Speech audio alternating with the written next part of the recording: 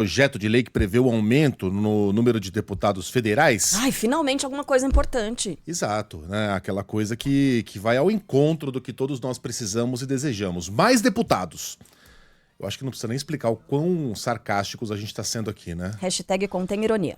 O nível de afronta que significa esse projeto em meio a tanta dificuldade, tanta necessidade de aprovar projetos realmente relevantes para a sociedade, mas é com isso que esses caras estão preocupados. Bom, a notícia é que esse projeto ainda não tem prazo para ser analisado no Senado. O presidente da Casa, Davi Alcolumbre, e da Câmara, Hugo Mota, estão em compromissos no exterior e não devem pautar o tema antes da próxima semana. Já aprovado entre os deputados, o texto aumenta de 513 para 531 as cadeiras na Câmara a partir das eleições de 2026. Por quê? Porque a Constituição determina que a representação na Câmara tem que ser proporcional à população de cada estado. Então eles estão seguindo a Constituição. Não, eles não estão seguindo a Constituição. Eles estão inventando um método de nenhum estado, mesmo aqueles que perderam população, que tiveram a sua população diminuída frente ao aumento populacional em outros estados, para que ninguém perca, né? Não acho que ninguém vai perder. Ganhar ou perder. Todos vão ganhar nesse caso. Não é redistribuir. Então, para que ninguém perca, né, para que ninguém fale, puxa vida, eu agora vou ficar meu estado com menos deputados. O que deveria ser o correto. 513 é o número ideal? Não foi esse o número que a gente decidiu na Constituição de 1988? Né? Não é esse o número que tem feito parte da nossa vida nos últimos 40 anos? Então, 513. Fiquemos com esse número. Né? E aí você tem que remanejar. Alguns estados ganham, outros perdem. Mas aí, como alguns políticos se recusam a ceder cadeiras, a solução foi aumentar o número de deputados para que ninguém perdesse. Só haveria ganhos. Deu para entender? Bom, 9 estados seriam beneficiados com acréscimos entre 1 e 4 cadeiras. Em agosto de 2023, o Supremo Tribunal Federal determinou a revisão do número de cadeiras com prazo até 30 de junho deste ano. O Congresso brasileiro é um dos mais caros do mundo.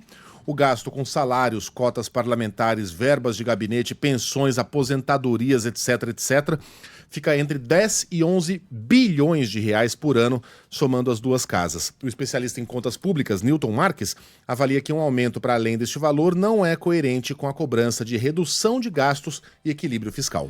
Isso daí não é uma coisa correta do ponto de vista de um poder da República pensando em justamente cobrar do Executivo uma redução de gasto, redução do déficit e contribuir, porque mesmo que ele diga que não vai aumentar, aumenta. Na contramão do Brasil, a tendência mundial dos últimos 20 anos foi de redução no número de parlamentares. Em 2020, a Itália, diminuiu o número de vagas de 630 para 400 depois de um referendo. A Alemanha aprovou uma reforma que reduziu o número de deputados de 736 para 630. E o Japão também enxugou o próprio parlamento gradualmente. Hoje tem 465 parlamentares, 15 a menos do que há uma década.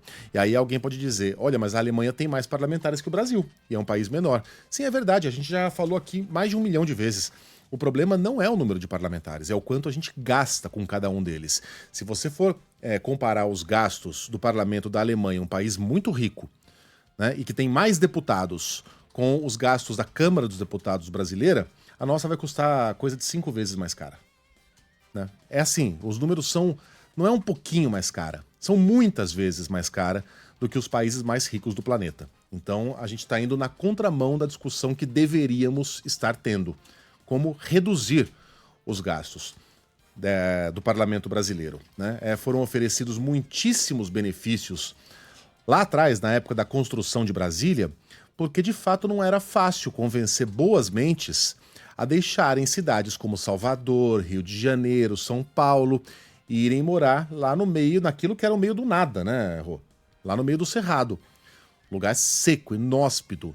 A única capital próxima era Goiânia, que ainda era uma cidadezinha. Como é que você vai convencer a pessoa a se mudar para lá? Criem-se benefícios.